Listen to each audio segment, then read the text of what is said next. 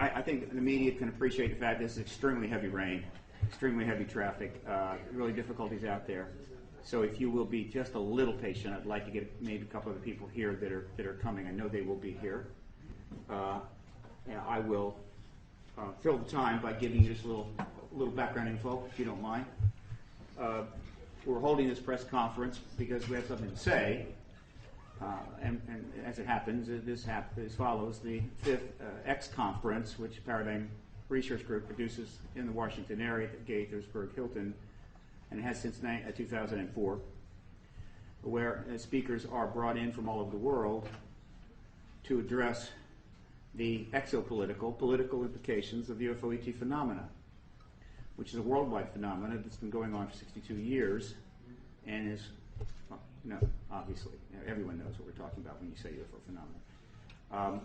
The PRG is an advocacy organization that was set up in 1996 for one purpose and one purpose only, and that is to resolve politically this issue by getting the United States government to end a policy of withholding information and, in fact, withholding the acknowledgement of the reality of this issue from the American people, and by extension, other governments in the first world aligned with the U.S. doing the same. And after 13 years, it has had some success. Many other organizations have joined in.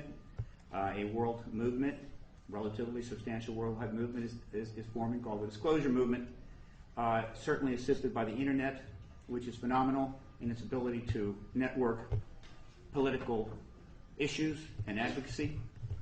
Not only words, but as you know, video now, so that any matter can be distributed, and one can align with it very easily.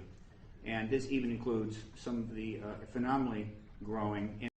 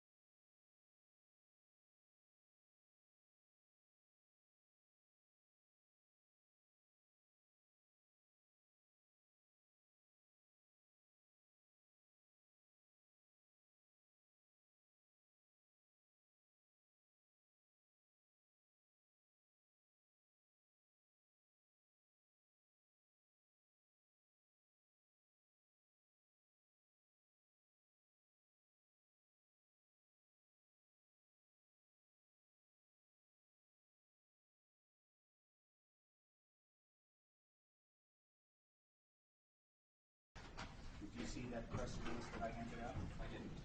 Okay. I have 2 extras. Where'd they go? Someone who has that press release, hand it to Nick Pope, please. But I want you to see what I wrote it is. Yes. Would someone give Nick a press release, please? Oh, I had it. Please read that. Rich Nolan just got here. All right, and thank you. Very good. After Nick has taken some questions, then Richard Dolan will speak briefly about announcement about his second book, very important book, following up his first very important book. And then Alfred Weber will speak briefly regarding a UN initiative that is making headway, all right, and take a few questions. And then Dr. Roger Lear will make a presentation regarding significant breakthrough in physical evidence research, obviously related to this issue. And then he will take questions and we will end. We will not go past 11 a.m.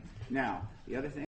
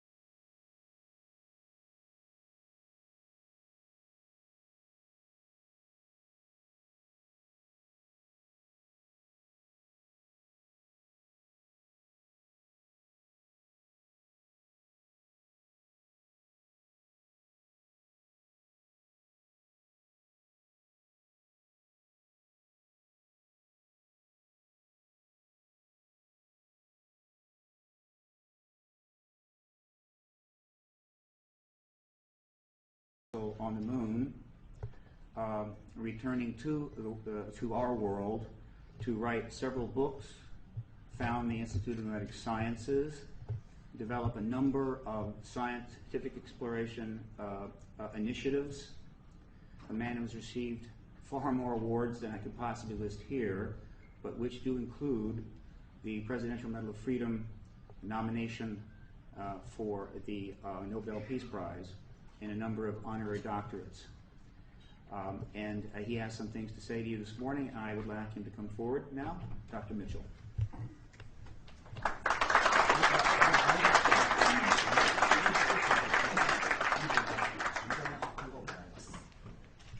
Thank you very much for being here. My story with regard to the disclosure process is very simple. I grew up in Roswell, New Mexico, the site of the first UFO crash, the alleged UFO crash. And my story is as a result of growing up there. I was a senior in high school, just going into my senior year in 1947, when on one day the Roswell Record announced that an alien craft had crashed, and the next day changed that story and said no, the Air Force said that was a weather balloon. And since I was on my way to college and more interested in those things, I didn't pay much attention to it at that point in time. However, my family was in the agribusiness. My grandfather was a cattle buyer and sold registered Hereford bulls to the ranchers in the area, knew everybody in the area, and the Pecos Valley and beyond, sold cattle into Arizona, western Texas, and was affectionately known as Bull Mitchell in those parts. And so it was not unsurprising to me later on that the lore of the area, of our friends and the people in Roswell, including the sheriff's department, and a military friend of ours, a major, who was also turned out to be a friend of Jesse Marcel, who was the first Air Force officer on the site of the crash. And this Air Force officer was in administration. He was not really involved, but he eventually told me his story, and that's how I became involved. So after my Apollo flight, I did very little. I knew nothing but the lore of the region up until that point. But after my Apollo flight, when I was back in the area and visiting relatives and friends, some of the people in the area who had been involved, what I call the old timers, who were involved in the 1940s, 1947, and subsequent with the Roswell crash, and people like in the sheriff's department who had been to the crash site and were supervising traffic. My friend and friend of our family, the major, who was an office mate of in the administrative function at Walker Air Force Base, these folks